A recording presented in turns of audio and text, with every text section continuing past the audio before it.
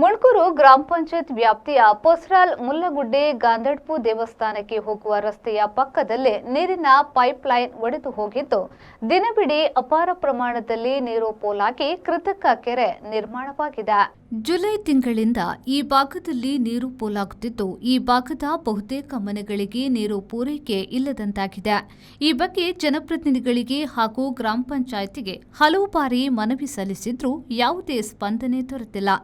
ಬೇಸಿಗೆಯಲ್ಲಿ ನೀರಿನ ಅಭಾವ ಬಹಳಷ್ಟಿದ್ದು ದಿನವಿಡೀ ದೊಡ್ಡ ಪ್ರಮಾಣದಲ್ಲಿ ನೀರು ಪೋಲಾಗುತ್ತಿರುವುದರಿಂದ ಈ ಭಾಗದ ಜನರು ತೊಂದರೆ ಅನುಭವಿಸುವಂತಾಗಿದೆ.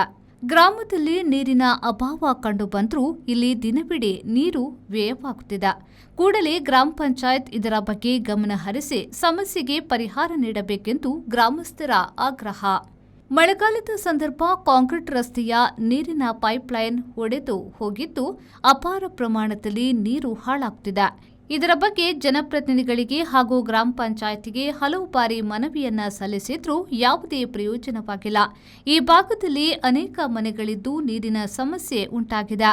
ಗ್ರಾಮ ಪಂಚಾಯತ್ ಈ ಬಗ್ಗೆ ತಕ್ಷಣ ಕ್ರಮ ಕೈಗೊಳ್ಳಬೇಕು ಎಂದು ಗ್ರಾಮಸ್ಥರಾದ ವೆಂಕಟೇಶ್ ಪೂಜಾರಿಯವರು ಒತ್ತಾಯಿಸಿದ್ದಾರೆ.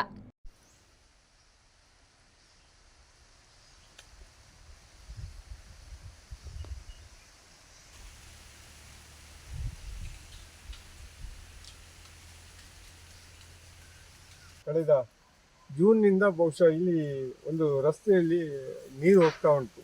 ಈ ಪಂಚಾಯತ್ ಈ ಬಗ್ಗೆ ತುಂಬ ನಾವು ಕಂಪ್ಲೇಂಟನ್ನು ಕೊಟ್ಟಿದ್ದೀವಿ, ತುಂಬ ಸಾರಿ ಬಂದು ನೋಡಿದ್ದಾರೆ. ಅದು ಈವರೆಗೆ ಏನು ಕ್ರಮವನ್ನು ಕೈಗೊಂಡಿಲ್ಲ. ಎಷ್ಟಂದರೆ ಇಲ್ಲಿ ರಸ್ತೆಯಲ್ಲಿ ಫಾಮಾಜಿ ಹಿಡಿದು ಮಕ್ಕಳು ಎಷ್ಟು ಶಾಲೆಗೆ ಹೋಗುವವರು ಜಾರಿ ಬಿದ್ದ ಘಟನೆಗಳು ತುಂಬ ಆಗಿದೆ. ಇಲ್ಲಿ ತುಂಬ ಮಕ್ಕಳಿಗೆ ಇದು ಇದರ ಬಗ್ಗೆ ಇನ್ನೇನು ಪಂಚಾಯತ್ಗೆ ತುಂಬ ನಾವು ಮನವಿಯನ್ನು ಕೊಟ್ಟಿದ್ದೇವೆ, ಏನು ಆಗಿಲ್ಲ. ಅವರಿಂದ ಏನು ಸ್ಪಂದನೆ ಸಿಕ್ಕಿಲ್ಲ. ಇದರ ಬಗ್ಗೆ ಇನ್ನಾದರೂ ಒಂದು ಎಚ್ಚೆತ್ತುಕೊಳ್ಳಿ, ಇದನ್ನು ಸರಿ ಮಾಡಿ. ಇಲ್ಲಿ ಪರಿಸರಕ್ಕೆ ನೀರು ಕೂಡ ಇಲ್ಲ. ಇಲ್ಲಿ ನೀರು ಸೋರಿಕೆ ಆಗುವುದರಿಂದ ಇದು ಸಾಧಾರಣ ಒಂದು 20 ಮನೆಗಳಿವೆ, ಯಾರಿಗೂ ನೀರಿಲ್ಲ ಇಲ್ಲಿಗೆ.